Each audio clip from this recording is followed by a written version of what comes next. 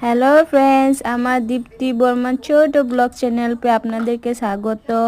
আমার মেয়ের পরীক্ষা চলছে তো ওই যে সকাল সকাল উঠে এই যে লেখাশোনা করতেছে, কেন কি আজকে লাস্ট পরীক্ষা না, তো ওই যে হিন্দি ছিল আজকে সাবজেক্ট, তো এখন ও পড়াশোনা করতেছে, যাওয়ার আগে মানে শিখতেছে যে মনে থাকুক বলে। তো এখন ওই যে চলে গেল, ওর বাবা দিয়ে মানে দিতে গেছে। তো সকাল 9টার দিকে টিউশন হয়, ও সরি সরি, টিউশন না, স্কুল হয়। আমি কি বলে দিচ্ছি, আমার না কত সময় মুখটা হ্যাং মারে। এই যে কি বলে, এখন গুছাগুছি করলাম রাত্রেবেলা, মানে ভীষণ আলাঝালা হয়েছিল আলনাগুলা, সেটাই আমি গুছাগুছি করলাম।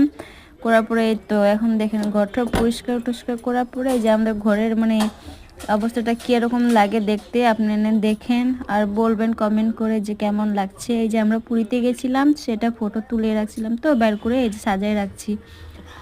আর দেখেন আমাদের তো বেশি বড় না, ছোটো মোটো রুম, কেমন লাগে নিশ্চয়ই